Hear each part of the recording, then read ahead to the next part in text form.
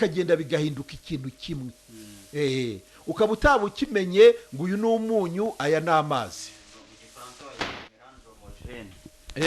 bayita mélange homogène mu gifaransa. ubwo ni roko ubura kubisuka mu icupa rimwe, nusu y'amazi n'nusu y'amavuta, kwabisa wabishyira mu icupa rimwe. Ariko ikidashoboka nuko ayo mazi n'amavuta bigenda bigahinduka ikintu kimwe. Ntibishoboka. Hari Imana imwe rero ibasha guhindura ibintu bibiri ikabigira ikintu kimwe, ibintu bitabashaga guhura ikabihindura ikintu kimwe. Ejo hari ukuntu twatanze urugero, tuvuga hari n'uwa telefoni yaravuga ati jewe kabisa ndatangara kubona ijambo ry'abanyepolitiki risigaye ryizerwa cyane kurenza ijambo ry'abanyedini, abavuga Imana cyangwa se abayoboka Imana. Iri jambo mwumva ridateye ikibazo? nta kantu mwumvamo? Yumva ko niba Pasiteri Ngaramba ashobora kuvuga abantu bagafunga amatwi bagahunga bariya ndabona n'ibigambo byabo, ariko umunyepolitike yavuga ugasanga abantu barabanguye amatwi, bateze amatwi, barumva. Kubera iki? Ni iki gituma abantu bizera abanyepolitike kurenza abavuga Imana? Njye nibaza yuko ikibazo nakibona mu buryo bubiri. Ubwa mbere kuko tuvugishije ukuri kamere buriya ihengamira ku byayo. Kuko hari ijambo ryo muri Zaburi rivuga ngo amanywa abwira andi manywa ibyawo, nijoro naryo rikabwira ijoro ibyarwo. Birumvikana rero ko iyo amanywa abwiye amanywa ibyawo, amanywa arumva. Nijoro iyo ribwiye ijoro ibyawo, ijoro rirumva. Iyo amanywa abwiye ijoro iby'amanywa, ijoro ntacyo ryafata. Nijoro naryo iyo ribwiye amanywa ibyarwo, amanywa ntacyo yafata. Niyo mpamvu Yesu rero mu buzima bwiwe atahuzaga n'abafarisayo, kuko abafarisayo bavugaga nk'abana b'ijoro. Yesu ni umwana w'umucyo, ururimi rwabo ntarwumve. Nawe yavuga ntibamwumve, bakajya hirya bagashakisha bakabona ntimuvunike. Impamvu mutumva ijwi ryanjye nuko mutarabo mu ntama zanjye, ariko izanjye zo iyo mvuze zirumva. icyo kirumvikana. Kandi urabona niyo mpamvu buriya ubutumwa bwiza hangiye ku cya kabiri rero. Cya kabiri kuko ubwo nari nguteze aho hantu, nari ngiye kugukubita ikibazo. Ikindi cya kabiri nuko ubutumwa bwiza, kuko urabona umuntu agizwe n'ibintu bitatu: umwuka, ubugingo n'umubiri. Umwuka warapfuye, ariko gupfa kwawo ntibisobanura ko gupfa kwawo, reka mbivuge, kuko ujya hari abantu bigisha ibintu bya predestination, bavuga ngo none ngo iyo umuntu apfuye ngo yabasha kumva gute umuntu amupfuye. None ugasanga urupfu Bibiliya ivuga barusobanuye nabi. Iyo Bibiliya ivuga ngo twari dupfuye, ni ukuvuga ngo ubugingo bwacu bwari butandukanye n'Imana, bwari butandukanye n'ubw'Imana, kubera icyaha cyo kwigenga cyari cyateye umuntu. Kuko iyo ushatse kwigenga, urabona n'umubyeyi nubwo yaba akunda umwana, ariko iyo abwiye papa ndashaka kwigenga, ndashaka kuba ubuzima bwanjye, se yaramubwira ngo sasa nta batware babiri baba mu rugo, wegenda wubaka urwawe, ariko hano ntabwo waza gutegeka. Sasa umuntu rero ni muri ubwo buryo yatandukanye n'Imana, yashatse kuba Imana. Rero nta mana zibiri zabaho, imwe igomba kujya hariya. Ariko mu kumva mu kumva none se Gahini yari umukiranutsi amaze kwica Abeli yari umunyabyaha basa Imana ntiyavuganye nayo ntiyayumvise ntiyumvise icyo yamubwiye urumva ariko mu miterere ye y'imbere yaramaze gutandukana n'Imana ni rwo rupfu ariko kumva icyo Imana ivuze yaracyumvaga bien niyo mpamvu na Yesaya hanura yavuze ngo aba bantu ngo bizi ngo bagira gute biziba amatwi kugira ngo batumva kandi bumvise urumva kuko ngo nibazima barumva naba bakuru b'abayuda babwiye Yesu amaze kubabaza ese umubatizo wa Yohana wavuye bamenye icyo ababwiye urumva ko bumva nyamara barapfuye ubimenye umutwe sasa ikibazo noneho rero ikibazo gihari uyu munsi impamvu uvuga ngo abaturage bumva vuba abanyapolitike impamvu ya mbere nayivuze nuko ijoro ribwira indi joro rikumva ariko ikindi kandi ntibisobanura yuko bumvise ubutumwa bwiza batabasha kubumva kabone nubwo batabwemera ariko bavuga ngo ubutumwa ikibazo rero itorero bafite nicyo tuvuga ejo ntabwo rihanura itorero ntabwo rihanura rivugira ibindi none niba umupagani ushobora kugera ukavuga ngo Imana uyu munsi igiye kukuvana muri Banyahe igiye kugutuza mu Nyarutarama cyangwa mu Kiyovu cy'abakire igiye kukuzamura igiye kuguhindurira amateka umupagani akagira aho kuvuga ngo ibisekwa umupagani kuko umupagani amenye ko ibyo bitava ku Mana nuba kumubwiye ikiva ku Mana ari bucyumve cyane ni ukuvuga ngo itorero twataye ubutumwa bwiza niyo mpamvu rero iyo barimo kubyumva biba bihira mu matwi no kuvuga ngo reka basi niyumvire ibyuriya kuko byuriya birimo gukora ku buzima bwacu bwa buri munsi bifatika bijyanye n'imibereho yacu ya buri munsi urabibona aha ngaho sawa ndikukumva kabisa ndikukumva sinzi niba yego nawe ari kukumva kubera yuko niba hari ikintu kibabaje giteye agahinda kandi Yesu nawe yabivuzeho ibi bintu avuga ati niba ati umucyo w'umubiri ni ijisho mbese ijisho niryo tabaza ry'umubiri ati iyo ijisho ribona neza ati burya umubiri wose uba uri mu mucyo ariko noneho iryo jisho iyo ripfuye n'umubiri wose uba uri mu mwijima ati noneho mutekereze rero niba uwo mucyo uri muri mwe uhindutse umwijima uwo mwijima waba ungana iki waba ari ishyano urumva rero nicyo kintu yewe ngeraho nkumva ngize agahinda kubera iki ikintu cyitirirwa cyitwa umucyo gihindutse umwijima kuki abantu batumva urumva iby'Imana hari ibintu bibiri mu Baroma hano ngiye gusoma bibiri icya mbere cyo ku murongo wa 18 igice cya mbere ikindi kiri kuri 28 ndigeza hepfo gato yangeze kuri 20 ahandi ndasoma umurongo wonyine umwe wumva impamvu ndashaka kumvisha impamvu God yaravuze mu ijambo ry'Imana God yarazivuze ariko reka none nzusome mu ijambo ry'Imana kugira ngo abantu bumve ko birimo haravuga ngo umujinya w'Imana uhishurwa uva mu ijuru ubyukirijwe ubugome no gukiranirwa by'abantu bose bashikamiza ukuri gukiranirwa kwabo kuko bigaragara ko bazi Imana akaba ariyo ubwayo yabahishuriye ubwo bwenge kuko bitaboneka byayo ari byo bubasha bwayo buhoraho n'ubumana bwayo bigaragaza neza uhereye kuremwa kw'isi bigaragazwa n'ibyo yaremye kugira ngo batagira icyo kwireguza noneho ku murongo wa 28 havuga ngo kandi ubwo banze kumenya Imana nicyo cyatumye Imana ibareka ngo bagire imitima yabaye akahebwe bakora ibidakwiriye hano harimo amagambo abiri urumva haraguru baravuga ngo bigaragara ko bazi Imana sibyo ariko none banze kuyimenya kandi ni Imana yimenyekanishije kuri yo urumva iyo yavuze ubutumwa ikoresheje ibitagaragara byayo yarabukoresheje ubwo buryo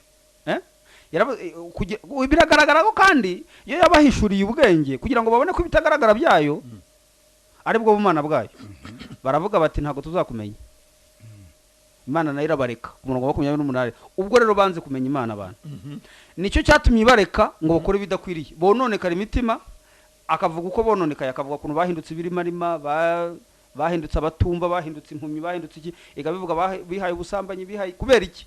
Kuko banze kumenya. Biragaragara ko imana yahishuye, imana yarahishuye, ariko bigaragara ko bizibye amatwi kugira ngo batayimenya. Kandi ibitagara ubutumwa bwiza cyangwa iby'Imana yagombaga gukoresha kugira ngo abantu bayimenye, bafunga amatwi ngo batabyumva. Yego, ariko ndacyafite akabazo aho ngaho, ko nawe ubwo ngubwo urasa n'ukivugira muri ya gadi yavuze, muri cya cyiciro cya mbere. Kuko nk'ubu nkubajije nti abo bizibye amatwi banze kumenya imana ni bande? Ni rubanda cyangwa nabababwira iyo mana, nababigisha iyo mana? Bose ngewe reka nkore ku mpande zombi. Bose ntekereza ko bose ntekereza ko kuko hano harimo ikibwiriza kivuga ngo ibitagaragara byayo. Yego, biragaragara ko yabihishuriye abantu, ntago ari ababwiriza gusa, aho ibitagaragara byayo yabihishuriye abantu bose. Sawa, icyo ni kimwe. Ariko noneho icyabanangiye umutima nabigisha nicyo gikomeye cyane, nuko ababanangiye umutima noneho ko nk'urugero gadatanze rwo kuvuga ngo vahanga ngo imana izagukura kujyana ahangaha, hari umundi muntu wabikoze ku giti cye atabikorewe n'Imana, akava mu cyaro muri 80 na kangaha acuruza ikarito cyangwa bombo ku muhanda, ubu akaba afite etaje. Ntabwo wamubwira ko ari Imana yabikoze ibyo, ntabwo watinyuka ngo ujye kuri radio mubwire ngo Imana niyo yabikoze. ngo Imana ngo yamukoreye igitangaza, ngo none ubu ngo yari mutindi nyakujya, none Imana yamugize ngo yamugize ukomeye, ngo yamugize kandi we azi neza inzira yanyuzemo, icyo yakoze ni n'amanyanga yajemo abayazi, ye kujijisha burya n'amanyanga abayarimo. Umuntu yigeze gutanga ubuhamya numva narira, aravuga ngo yakijijwe, ngo yakijijwe ngo nuko yagiye ngo umuceri yakoreraga umuntu, noneho ngo umuceri urazamuka afite depo yawo, noneho ngo ahita yongeza igiciro, noneho ngo akuramo amafaranga menshi, boss yakoreraga aramuta arigendera ngo ajya kwikorera. Noneho yangiza akavuga ngo Imana ngo niyo yamuhaye umugisha wo kuzamura. Iyihe Mana sasa? Urumva aho ngaho nyine niho hari ikibazo. Iyihe Mana ahubwo nyine aho, iyo Mana ikorera amanyanga abantu, nta mbaraga ifite, nta mbaraga ifite y'ubwayo. Niba koko ariyo, kuki igomba kunyura mu bindi bintu byinshi, ijya kunyura mu manyanga no gufaburika ibintu bitasobanutse? Yaje ikahamagara ngaramba akaza akayama, ko ifite ubwo bushobozi, ko yakora ku mutima wa God akavuga ati genda umuha amafaranga miliyari 100. Harimo abantu bazifite, yakora kuri Bill Gates urugero wenda, akavuga ati sanga yigo mu Rwanda umuhe miliyari 100 nawe abeho. Ntabwo byashoboka. Urumva rero ibyo abantu bavuga kandi byatewe n'iki? Byatewe nuko ibyo bashaka, sibyo? Nibyo bashaka kumva, ibyo bashaka nibyo bashaka kumva. Kuko na Paulo abyandikiye Timoteyo aravuga ati igihe kizaza abantu bazaba bashaka kumva, amatwi azajya barya, abashimashima ati kutajya kumva ibyo ushaka. Bavuga ngo irari ryo mu mutima wabo niryo bashaka kumva. Numva irari, ngewe naje gusanga iryo rari ryo mu mutima wabo ari ryo Mana. Kubonese rega umuntu yigize Imana nyine. Ngo noneho reka mbaze Jerome, sibyo navugaga, amanywa ijoro iyo ribyirindi ijoro ibyawo, irumva ego avuze ukuri. Ahangaha rero hahite haza ni ibintu by'ubuhanuzi. Iyo Imana iyo mu mutima wanjye, reka ne kuvuga Imana, ega niri jambo Imana biragatsinzwa kuba atari izina bwite, kuba atari izina bwite biragatsinzwa, kuko umuntu ashobora kuvuga Imana ukagira ngo ukayitiranya n'iyindi. Urumva, niyo mpamvu ni ukuri je ndabivuga kandi ndabisubiramo Imana nsenga niyo Mana yihishuye mu mubiri kuko yo irafatika kuko iyo mvuze Yesu nukuri kw'Imana yo mu ijuru ntuzapfa wumva ibirato ibirayi etage iyo mvuze Yesu wumva gucungurwa wumva gutsindishirizwa wumva kwemerwa wumva imbabazi wumva Imana wumva gakiza ariko wumva uvuze Imana kwezwa bivuze Imana ikintu kiri cya rusangukira nanjye naba Imana da aho none narigiye kubaza Jerome urabona ego agize neza aduha icyanditswe cyo mu Baroma reka nongere nsome umurongo wa 18 n'uwa 19 wenda cyangwa se aragira ati umujinya w'Imana wishurwa uva mu ijuru ubyukijwe n'ubugome no gukiranirwa kw'abantu byose no gukiranirwa by'abantu byose bashikamiza ukuri gukiranirwa kwabo kuko bigaragara ko bazi Imana akaba ari yo ubwayo yabahishuriye ubwo bwenge kuko ibitaboneka byayo ari bwo bubasha bwayo buhoraho n'ubumana bwayo bigaragara neza uhereye ku kuremwa kw'isi bigaragazwa n'ibyo yaremye kugira ngo batagira icyo bireguza ngo kuko ubwo bamenye Imana batayubahirije nk'Imana habe no kwishima ahubwo bahinduka abibwira ibitagira umumaro maze imitima yabo y'ibirimarima icura umwijima. Ikibazo ni iki ngiki, aba bantu ngo bamenye Imana ariko ntibayisenga cyangwa ntibayubahiriza nk'Imana, kandi ngo ibiremwa iby'Imana yaremye ubwabyo biravuga, ubwabyo bigaragaza ubumana bw'iyo Mana nyine rurema, ariko abantu banga kumenya Imana. Iyo abantu ndababonamo babiri, igihe ntabwo mvuga rubanda kuko rubanda rufite icyo ruzazira, ariko hari abo njya nkunda kwita inzirakarengane. Inzirakarengane rwose zishobora, kandi rwose namwe murabibona, hari abantu kwera ureba ukavuga uti aba bantu bafite ishyaka, wa mugani wa Pawulo, atari ko iri shyaka ntabwo riva mu bwenge. Umuntu afite agashusho, hari ahantu rwose hano iruhande rwacu ahangaha tujya kuvunjisha amafaranga y'amanyamahanga. Iyo bakinguye nkange wategereje nyine, hari utuntu bakora binjira mu muryango bakingura abo banyamahanga, hari utuntu bakora kwako gashusho, hari ukuntu bunama, hari ukuntu mbese ukabona ko bakubashye nyine, ibintu barabikora n'umutima wabo wose nyine. Niki ngubu uyu nguyu azi kwiyari iyo Mana, kandi umubajije uti Imana yaremye iri zuba n'inyenyeri ureba ibi byose ubona, yakubwira ko ari iyo ngiyo ye. Niba ari Buddha ni Buddha, niba ari Krishna ni Krishna, niba ari uyu mu kinyarwanda nabo ryangombe cyangwa se iki, ibyo byose avuga ati iyo niyo Mana yaremye ibyo byose. Munyumve neza, mwumve ikintu ugiye nshaka kugira ngo kinjire mu mitima y'abantu no mu bwenge bwabo, mbese gisobanuke. Buri muntu ntawe utazi Imana wa mugani, kuko ibyo yaremye byonyine birayigaragaza. Kuko iyo tuvuze Imana, ubundi mu yandi magambo tuba tuvuze rurema, yindi ibeshejeho ibi byose. Iyo niyo Mana nyamana, kandi buri wese rero ari umunyarwanda abazi ngo iye niyo yaremye byose, kandi ishobora kuba yibera no mu birunga tuvuge. Undi we iri mu nyanja, niba ari inyanja y'Ubuhindi, niba ari iki, no mu bakurambere no mu bakurambere, ibintu nk'ibyo ngibyo. Mbese ugasanga buri wese afite uko avuga iyo Mana, iyo Mana yaremwe na kamere ye. Iyo Mana yaremwe na kamere ye. Noneho abo ni abantu nyine batazi Imana, batabasha no kuyigisha, bayiramya gutyo gusa kubera yuko niko bayumva. Mbese murabona Abisirayeli bava muri Egiputa mu butayu, hari ukuntu rwose ngo bakoze ikimasa, ikimasa batangira kukikubita imbere kandi bagikoze mu maherene y'abagore babo bari bambaye mu mpeta n'ibiki byose batangira kukikubita imbere ngo niyo mana ngo yabakuye muri Egiputa niye. Urabona buri muntu wese ntawe udakeneye imana mu bantu nyabuneka.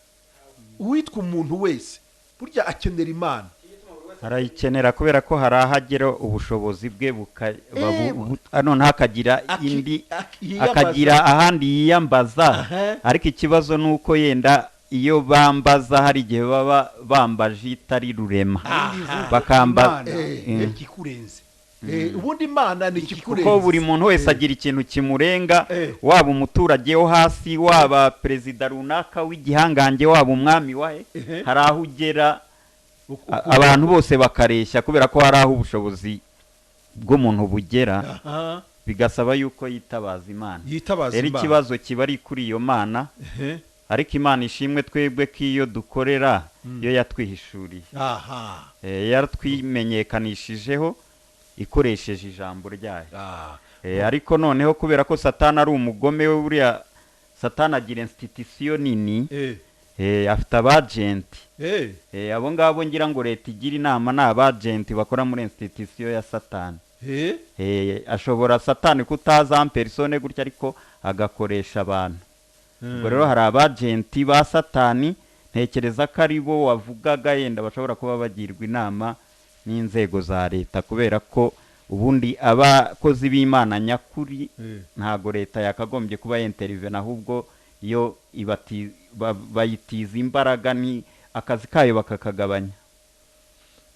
Ikintu rero nshaka yuko tugaragaza neza, tukagaragaza neza kandi kigasobanuka, ni iyi Imana idahinyuzwa. Kuko imana zose, icyitwa imana cyose kibasha guhinyuzwa, ariko hari idahinyuzwa. Waba uwizera waba utizera, ukaba utabihinyuza ukabyanga gusa, nkuko Bibiliya ivuga iti banze kumenya imana. Nubwo bayimenye kandi ntabwo bayubahirije nk'imana, ntibayambaje nk'imana. Ni ukuvuga ngo iyi Imana y'icyiza cyayo yaratwimenyekanishije ikoresheje ijambo ryayo, kandi yo nk'uko mu Befeso ijya ivuga yuko umugabo n'umugore iyo bahuye bakaba bahinduka umubiri umwe, natwe icyo kigereranyo nicyo kigereranyo yabashije kuba yatangiraho urugero mu isi. Aravuga iyo itangira kuba ariyo mugabo, noneho twebwe tukaba nk'umugore ari we torero cyangwa se umuntu wese wemera. Yego. Ni ukuvuga ngo bitangira mu isezerano rya kera ifata Isiraheli nk'itorero ryayo. Yenda twifashishije uno murongo wo muri Yesaya, yenda reka duhere kuri igice cya 54 umurongo wa 4 yenda n'uwa 5.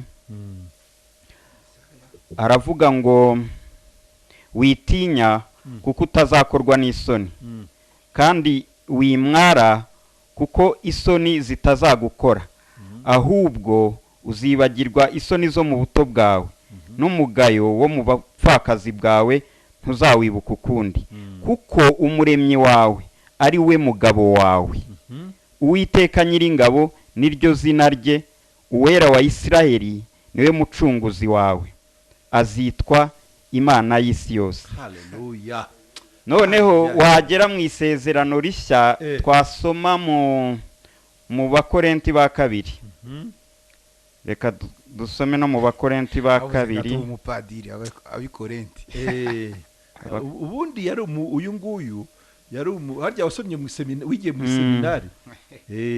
Yabuze gato. Reka dusoma Abakorenti ba kabiri igice cya 11 duhere ku murongo wa 2. Kuko mbafuhira ifuhe ryo mu buryo bw'Imana, kuko nabakwereye umugabo umwe ari we Kristo, ngo mubashyingire mumeze nk'umwari utunganye. Ariko ndatinya yuko nk'uko yanzoka yoheje Eva uburyarya bwayo, ariko n'intekerezo zanyu zayobwa mukareka gutungana no kubonera bya Kristo. Kuko iyo haje umuntu babwira Yesu wundi tutababwiye mukakira undi mwuka mutakiriye mbere cyangwa ubundi butumwa mutemeye mumwihanganira mubikunze ariko jye ko mutanyihanganira kandi nibwira yuko izo ntumwa zikomeye cyane zitandusha na hato ni ukuvuga ngo hari ukuntu nyine abo bajenti ba satani bakoresha ikinyoma cyangwa ubutumwa navuga yuko atari ubutumwa bwiza ari ubutumwa buyobya noneho bigatuma duhinduka abamaraya ni ukuvuga ntiduhinduke itorero rigomba kwishyira umukwe ahubwo tugahinduka abamaraya bihereye kuri kwagoretswe cyangwa se ku butumwa bwiza ubutumwa buvanze uzi ko kweri ubutumwa buvanze bushobora kubyara maraya bubyara maraya umusemburo se ni umusemburo ni robe bashizemo umusemburo umusemburo yose bashyizemo umusemburo imyigishirize y'abayuda ariko ibi bintu muri kubibona mu buryo bw'umwuka muri kubona uburyo abantu bononekaye abantu bangiritse kubera nyine uwo musemburo bahawe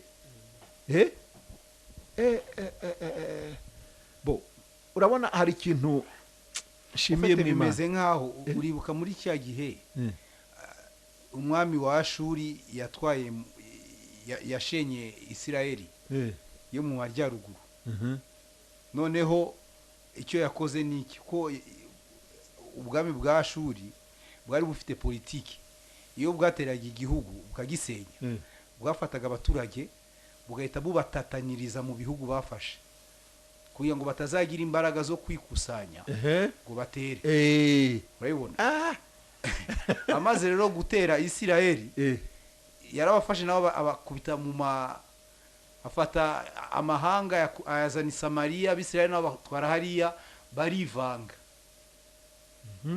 noneho bazana imana zabo baza kuzisengera Isirayeli Imana rero mu ijuru ngo ibateze intare niko Bibiliya ivuga bahita biga ubwenge bavuga ngo sasa reka nkwereke reka tuzana abatambyi b'iyo mana ya Isirayeli batwigishe imihango n'imigenzo yayo tuzajye tuyubahiriza ariko still natwe tubahiriza imihango y'Imana zacu mwareke tubivange urayibona niyo munsi niko biri niyo mpamvu rero hari ugucanganyikirwa mu bantu b'Imana hari kivange Yesu rero we yabyise umusemburo irobe rirahari ariko bakubisemo umusemburo byose ni imitsima biraribwa umusemburo muke ngo tubura irobe ryose ijambo ribe byinshi rero hari ikintu Jerome atubwiye cyangwa se agaragaje ahangaha mu byanditswe byera muri Yesaya igice cya 54 nongeye gusubiramo aya magambo ni ukuri Imana ishimwe kubera yuko ibi bije neza bishimangira cya kindi Gadi yavuze yuko iri jambo iri zina Imana gusa ubwaryo naryo risiga abantu mu rujijo ni iyihe mana Imana itagira izina ry'Imana turase ku ntego tuvuga Imana yacu kandi kiza yayindi itabasha guhinyuzwa yego Imana itabasha guhinyuzwa yageragejwe ikagaragara ko ari Imana koko sinzi ukuntu ndi kubyumva oya nanjye ndabyumva urukuna tuzanye mu Bikorinto bakwererera umugabo umwe izina rigahita riza direct ya mana y'isi yose umva noneho karakteristike ze ibiranga iyo mana ivugwa iyo ariyo kuva kera Yesaya yihanura avuga ati kuko umuremyi wawe icya mbere niwe muremyi yego ibihamya birahari yego ko ari we waremye kandi wowe waremye isi ngo niwe wayijemo ariko ngo abe ntibamumenya yego ngo kuko umuremyi wawe ari we mugabo wawe urumva ahindutse n'umugabo w'itorero multisystem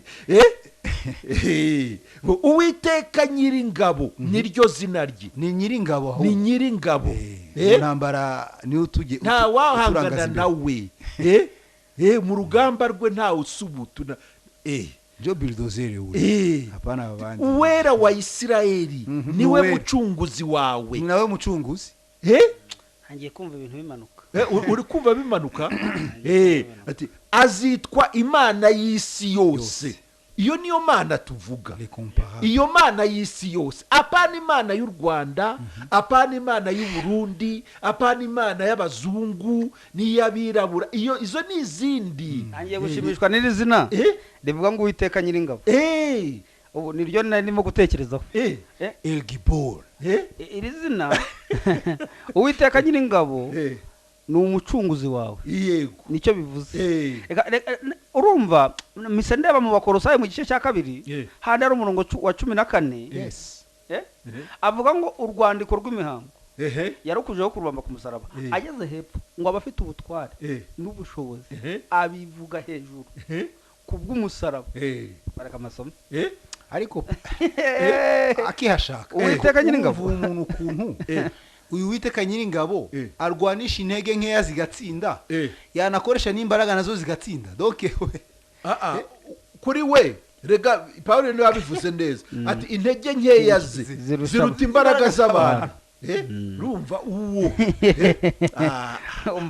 aravuga Abakolosayi igice cya 2 umurongo wa 14 aravuga ngo mise numva biryoshye cyane, wenda reka mpere kwa 13 no kwa 14. Aravuga ngo kandi ubwo mwari mupfuye muzize ibicumuro byanyu no kudakebwa kw'imibiri yanyu yabahinduranye bazima nawe, imaze kubababarira ibicumuro byanyu byose nguko kwa gucungurwa, ihanagura urwandiko rw'imihango rwaturegaga ikarudukuzaho kurubamba ku musaraba, kandi imaze kunyaga abatware.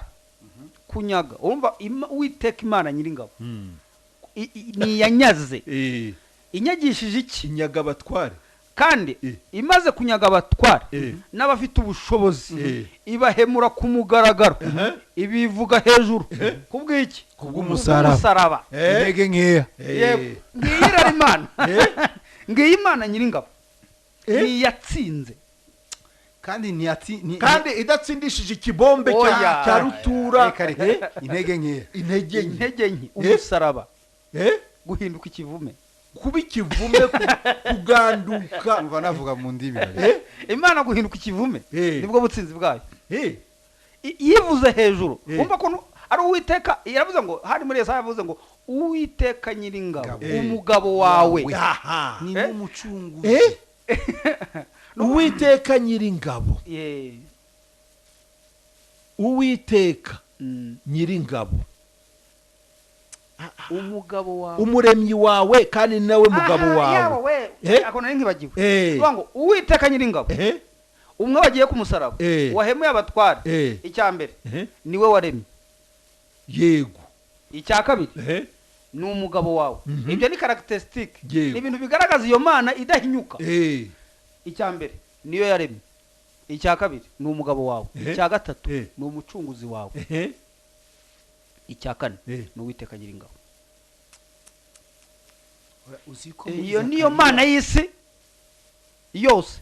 Uziko muri Zakariya nkunganiraho yeretse ava ngo bazabona jewe Uwiteka bacumise. Yego. Jewe Uwiteka uwo bacumise.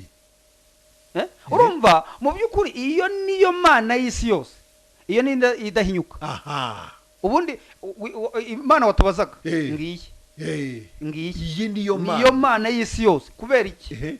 Nuko ari umuremyi, ikaba ari Uwiteka, ikaba iyo Mana ari umugabo w'ingabo cyangwa se Nyiringabo, kandi ikaba ariyo mugabo wawe. Nuvuga ngo umuntu utayifiteho umugabo, utayifite nk'umugabo ntayazi. Kuko reka nkubwire, kandi kugira ngo abe umugabo, kugira ngo yitwe umugabo, impamvu cyangwa se intandaro, inkomoko yabyo ni ukubera yuko mu rubavu rwe niho uwo mugore yaturutse. Yego. Urumva rero urumva rero mu by'ukuri umuntu utazi umugabo we ni maraya. Kuko niwe uryamana na benshi.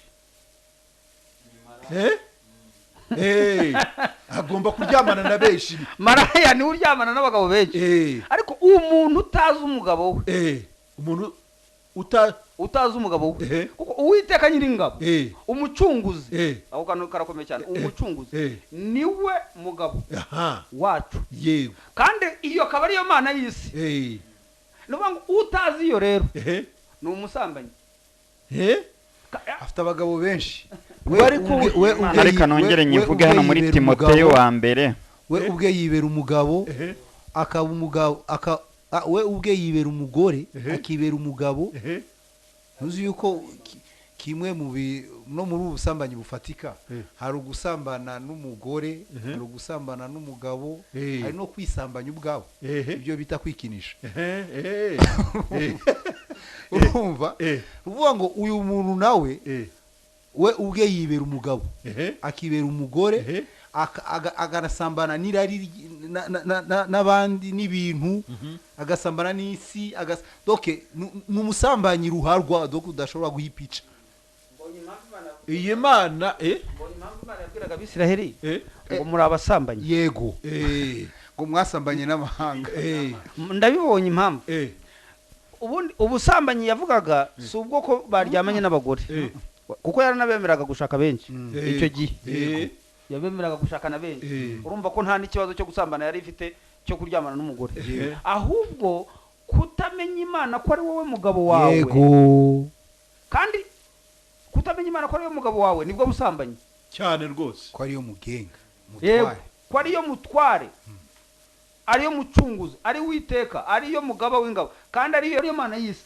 ariko uzi yuko kutayimenya nibwo busambanyi ariko uzi ko hari no gusambana n'ibikorwa byiza aka kantu uvuze karumva urumva aya magambo yo muri Yesaya yarakomeye cyane Yeremiya arabigaragaza naho reka dusome hano muri Yeremiya igice cya 3 umurongo wa 6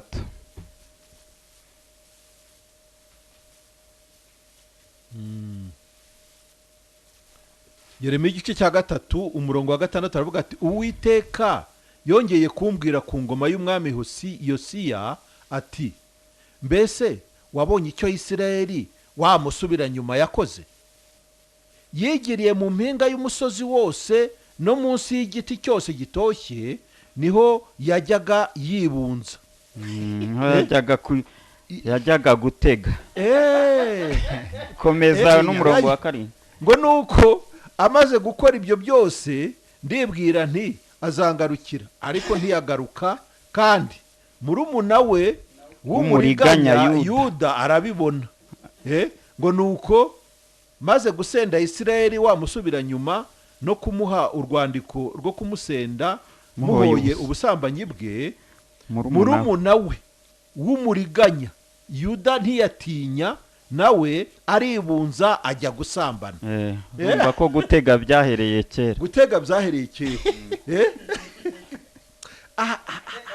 ngo akabe gasekwa nk'akeza kweri umurongo wa 9 uravuga ngo nuko ubusambanyi bwe bw'ubupfayongo butuma igihugu cyandura asambana n'ibiti n'amabuye tekereza umuntu usambana n'ibiti n'amabuye ariko abantu barumva ubu busambanyi ubwo ari bwo bamwe bikubita imbere y'igishushanyo bagasenga ibuye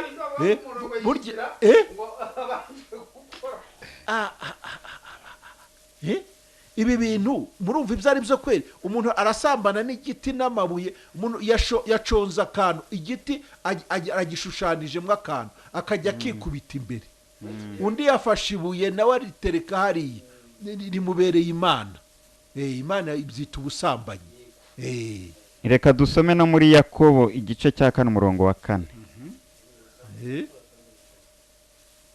kugira ngo ubwo busambanyi dukomeze tubwumve Yakobo igice cya 4 umurongo wa 4 haragira hati yemwe basambanyi namwe basambanyikazi ntimuzi yuko ubucuti bw'isi butera kwangwa n'Imana nuko rero umuntu wese ushaka kuba inshuti y'iby'isi aba yihinduye umwanzi w'Imana reka tumuhuze na Yohana urumva abasambanyi n'abasambanyikazi bavugwa aha ngaha Yohana wa mbere 2:15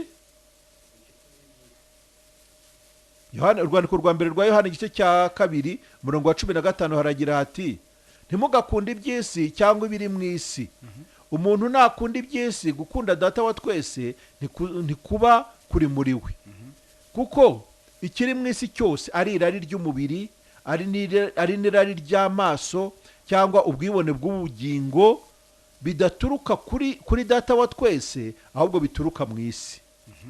Kandi sirashirana no kwifuza kwayo, ariko ukora ibyo Imana ishaka azabaho iteka ryose. Umva rero ubusambanyi burimo hano muri aya magambo usomye. Ruvuga ngo hariya muri Yakobo yaravuze ngo ntimuzi ko yemwe basambanye namwe basambanyikazi ntimuzi ko ubucuti bw'iby'isi butera kwangwa n'Imana. Siko yavugaga? Noneho hano aravuze ngo iby'isi ni iki? Iyo tugira Bibiliya ijambo ry'Imana ndayifite. Yego ngo hasome. Aravuga ngo isi ni hasomega wumve. Isi ni akayirondora. Akavuga ngo isi kuko ikiri mu isi cyose ari ry'umubiri. Icyo ni icyambere. Nuvuga ngo isi ni irari ry'umubiri. Kuko abantu bashobora kugira ngo isi n'ubutaka tubamo cyangwa ni system. Ni irari ry'umubiri. Icyo ni icyambere. Icya kabiri ni irari ry'amaso. Icya gatatu no kwibona ku by'ubugingo. Masome. Hasome. Ntimugakunde isi cyangwa ibiri mu isi. Umuntu ukunda iby'isi nta gukunda Imana aba afite. Iby'isi nibyo ibi. Yego. Iby'isi nibyibi. Ibyo musambana nabyo. Ibyo umubiri w'umuntu urarikira n'ibintu amaso ye areba akabyifuza n'ukuntu yirata ibye. Yego. Ibyo byose ntibikomoka ku Mana Data, ahubwo bikomoka ku isi. Yego. Isi iriho irahita kimwe n'irari ryayo, ariko ukora iby'Imana ishaka ahoraho iteka. Bivuze neza kabisa. Aho bivuze isi ni akayidefinisa. Abati isi ni usubiramo mu murongo ariko kugira ngo abantu bumve ibintu basambana nabiga. Umubiri urarikira. Yego. None umuntu akaba ku nyuguti ivuga ngo ntugasenga Imana nyinshi, ngo ntugasambane, ngo ntukayiye. Kumbi bimurimo ubusambanyi nibwo bwamwishe, buramwuzuye, ariko kandi ari ku nyuguti. Ari ku nyuguti. Kandi isi gusa, kandi Imana yo urumva ukuntu Imana ibara nk'umusambanyi. Ukuntu Imana ibara umusambanyi bitandukanye n'ukuntu Imana umuntu abara ubusambanyi. Yego, nibyo ndimo urumva ko biri totally different. Biratandukanye cyane. Mbese ubusambanyi turi kuvuga hano ntabwo ari umugabo n'umugore. Oya. N'ubu ngubu Imana ivuga ngo niba Imana atari umugabo wawe, yego, uri umusambanyi cyane. Sibyo navugaga rero. Ni ikintu kiri clear. Niba Imana itari umugabo wawe, Uwiteka kandi Imana y'isi yose, niba atari umugabo wawe, uri maraya. Ariko urumva ko nibyo navuga, uyu musambanyi ntushobora kumurondora kabisa udafite umwuka w'Imana. Kubera iki? Kuko umva ibintu asambana nabyo. Ngo iby'isi ni byibi. Iby'umubiri w'umuntu urarikira n'ibintu amaso ye areba akabyifuza n'ukuntu yirata ibye. Urumva ko ubwe arisambanya, agasambanya n'ibintu biri hariya. Urumva nicyo navuga. Urumva ko nakwikinisha sicyo kibazo. Oya, urumva ya bintu bitatu wavuze birimo. Urumva arisambanya, agasambanya abandi, agasambanya n'iki kintu. Ntabwo uva umugani w'umunyarwanda. Yego, ni umugani w'umunyarwanda uvuga ngo umugabo n'uryo utwiwe akajya n'utw'abandi. Urumva rero kwa musambanyi uraburondoye. Urumva harimo ibyo we yifuza. Ariko bigaruka ku kintu kimwe nge. Byose ni gihe. Byose ni kamere. Byose bigaruka kuri kamere. Ubwo busambanyi ni kamere bukora. Yaravuze ngo yirata iby'umubiri. Ibyo yirata ubwe. Ubwo nibwo busambanyi bwe yisambanye. None hari n'iby'amaso areba akabyifuza. Hari n'ibyo umubiri urarikira noneho. Hari n'ibindi noneho biri mu mubiri byo bizamuka bimubiramo. Hari bimubiramo, hari ibyo arebesha amaso, hari n'ibyo nyine nawe ubwe yirata. Akavuga ati kandi iki ni ikintu gitangaje cyane, kuko muri aka kantu kavuga ngo ibyo yirata, umuntu buri munsi akunda kwirata ibyiza. Nibyo navugaga, hari umuntu ashobora gusambana n'ibyiza. Yego. n'imirimo myiza agasambana umuntu nayo yirata yasambana n'imirimo myiza reka tuvuge kwa kubahiriza amategeko asambana nabyo atabizi Imana ikamufata nk'umusambanyi kandi koko sibyo bita bimujyana ku Mana kureklama abisiraheli bashobora ko barubahirizaga amategeko ariko ntibibabuze kwitwa abasambanyi cyane rwose umva nawe kandi bari bumva Imana irimo kubashinja gusambana mu mategeko y'abantu hoya irabashinzwe abafarisayo ugira ngo barasambana ariko nabasambanyi bakabutindi kabwariwe nabasambanyi ahubwo bakabutindi kuko nibwo busambanyi nyakuri Imana ireba sinzi ukuntu abantu niba batwumva ntacyo bazabyumva ibintu tuzabicukumbura tubyinjiremo bazabyumva ntacyo bazabyumva bamugani kurumva Imana umugabo wacu niyo Mana y'isi niyo Mana kandi ubumana bwayo ngaho aho buri nuko ari yo mucunguzi yego nuvuga ngo umuntu udafite Imana y'umucunguzi yahanaguye urwandiko rwaregaga abantu ikarukuzaho kurubamba ku musaraba umuntu utayifite udafite ni umusambanyi kuko iyo niyo Mana y'umuremyi urumva turimo noneho turagenda tuyinjiramo rero yaremye isi n'ijuru turimo turagenda tuyinjiramo uravuga ya Mana idahinyuzwa iyo umuremyi w'isi n'ijuru mu bantu umuremyi w'isi n'ijuru umuremyi w'isi n'ijuru nguyu nuwagiye ku musaraba agakuraho urwandiko akanesha ubutware n'ubushobozi akabwivuga hejuru k'umusaraba aho abaye umugaba w'ingabo udafite uwo rero ni umusambanyi kandi udafite n'uburinzi ese ko adafite iyo Imana itamubere n'umugaba w'ingabo nta burinzi afite Imana wamugani nta n'uburinzi afite kuko ntimuzamukingira hari ijambo twimye ni katancika kavuge urabona hari cyane twavuze cyo muri Timoteyo utaratubwiraho hari pica ibi bimpaye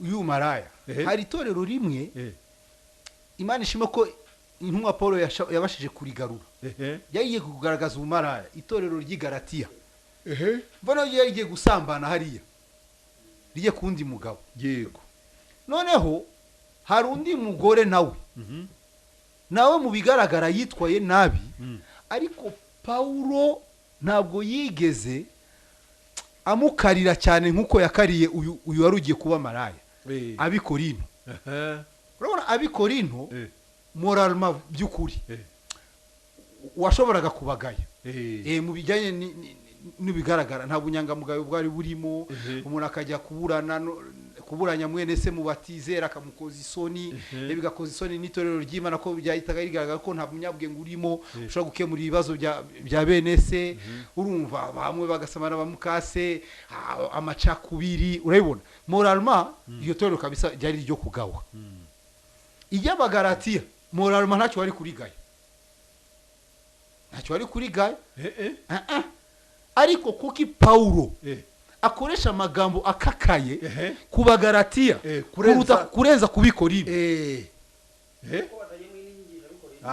nuko abikorinto bameze nk'umutambambuga n'ubwana bameze nk'umuntu ufite imyenda yanduye ariko afite mashini yoza imyenda rero aba ngaba Bagalatiya basa nk'abafite imyenda myiza ariko mashini y'imesa barayishe urabona Paulo rero akabakarira kugeza ubwo abita abapfapfa wajya mu migani ukumva umupfapfa icyo bisobanura akabita abapfapfa ninde wabaroze nyamara yajya kubikorinto akabahugura urumva rero iki kintu cyo kuba maraya kujya gusambana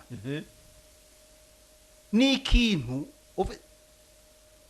ngira ngo yima rivuga ngo ndi Imana ifuha nicyo ashaka kuvuga ruvuga ngo nukujya kubangikanya Imana kuyifatanya n'ibindi nicyo Abagalatiya bari bazize ufate Abagalatiya bari bagiye gushaka hajya babita gute ihabara Abagalatiya bari bagiye gushaka ihabara pembeni sasa Imana tuyigubane ariko habaye nihabara hariya urumva nyamara Paul aravuga ngo nabakwerereye umugabo umwe Jerome atarasoma aho hantu cyangwa se wasanga ari ndahangaha yashaka gusoma nanjye reka ngira icyo mpavugaho ku byerekeranye n'iyi Mana.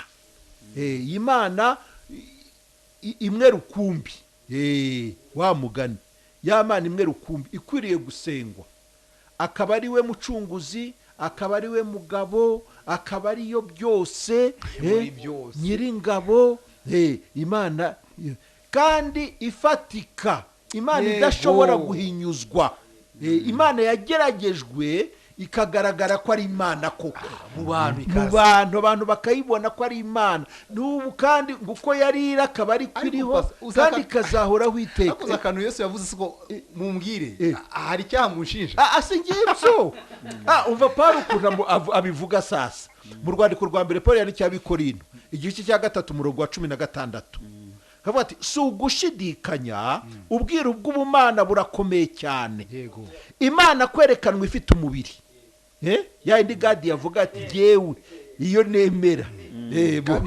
ifite umubiri ikagaragara ko ari umukiranutsi mu mwuka, yagaragaye ko ari umukiranutsi mu mwuka, ikabonwa n'abamarayika, ikamamazwa mu banyamahanga, ikizerwa mu isi, ikazamurwa igahabwa ubwiza.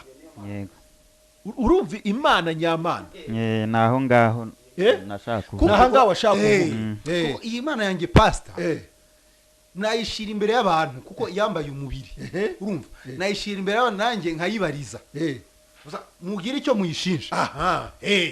Oya muvuga ngo ndasenga ikigirwamana, ubundi hari mugira icyo muyishinja. Hari ikintu Ejego yavuze numva avugiye ibintu kabisa, kandi binyibutsa nanjye ibihe nabayemo kandi n'ubu ngubu ndimo, kuko baramutse bavuze ngo mu Rwanda harimo umukiranutsi umwe, ntabwo nazuyaza sinashidikanya no kuvuga ngo nijye uwo nijye bo ninde uzajya mu ijuru nijye,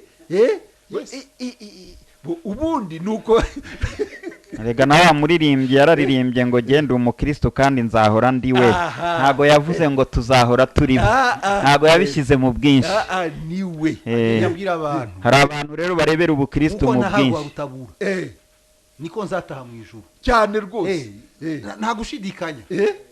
Rwanda rwa rutabura utinda kugerayo, wijuru nako kanya nko guhumza tuzaba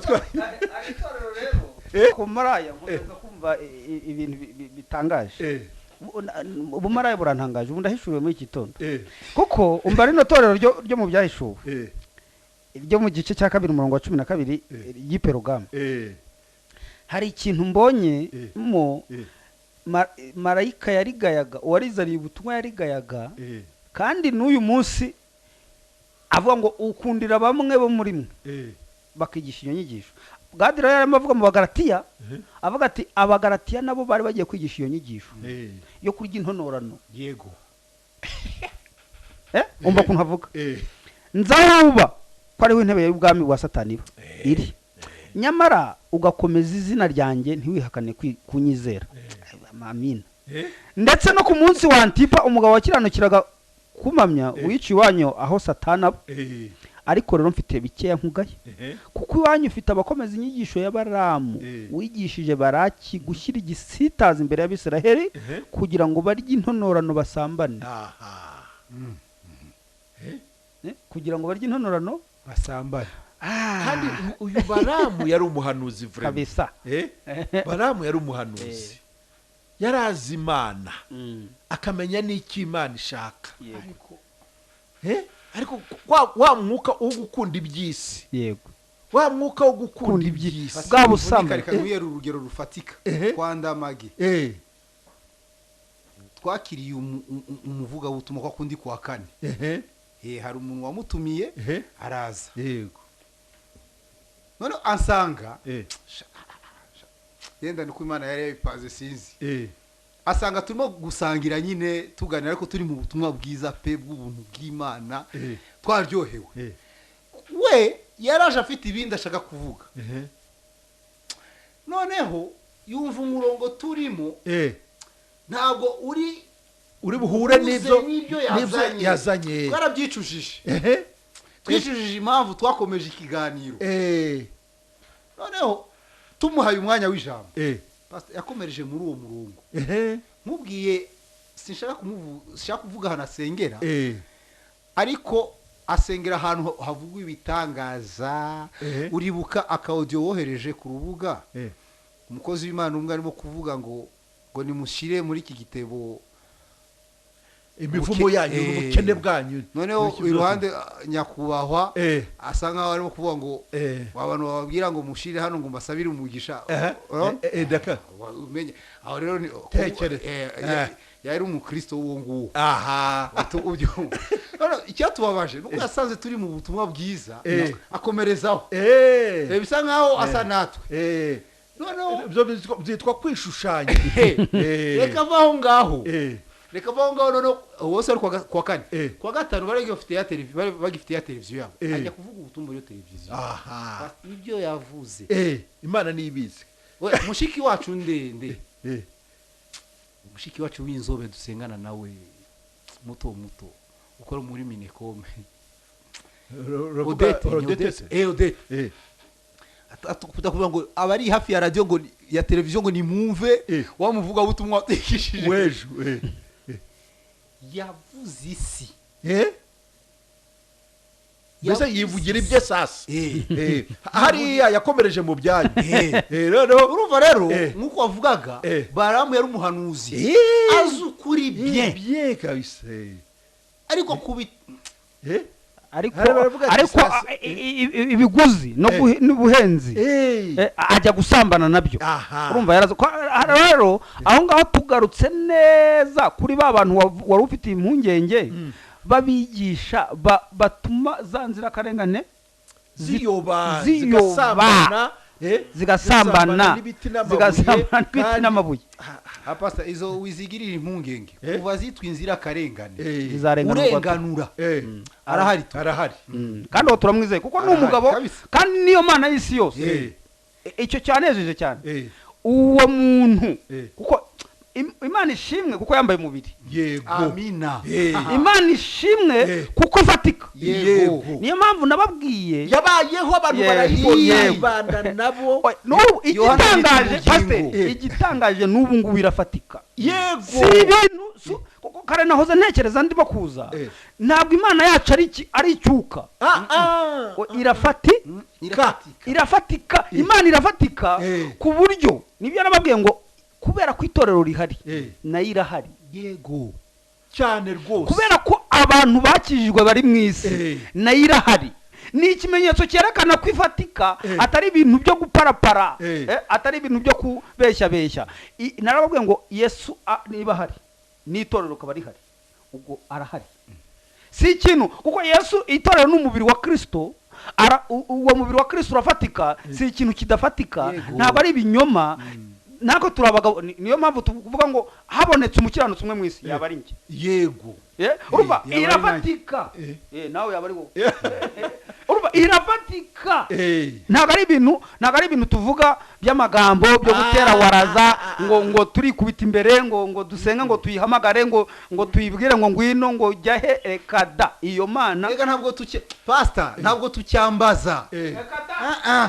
abambaje nababashije gusanta yuko Imana idahari hariya mu itangiriro ubwo bakabakaba hariya mu itangiriro ngo nibo abantu batangiye kwambaza nuko itari ihari gadi ntabwo nambaza urambaza iki ndayirarana nkayibyukana ubu ngiye kujyana nayo muri Hyundai urumva byarivanze ntabwo umugore n'umugabo byarivanze niko Jero ibi bintu uri kubyumva yewe impungenge mfite nuko abantu bashobora kwitiranya iyi Imana tuvuga niyo mpamvu turi gutsindagira cyane iki kintu tugishaka kugishyira ku mugaragaro Imana tuvuga twebwe arakantu ntekereje katari kandenga urumva iyi Mana tuvuga hari n'abandi bantu bavuga ko bayivuga yego sibyo se iyi Mana bita Yesu hari n'abandi bantu bavuga ko bayivuga ariko reka mbabwire ukuri Imana itarabahaye ubugingo buhoraho iyo si Imana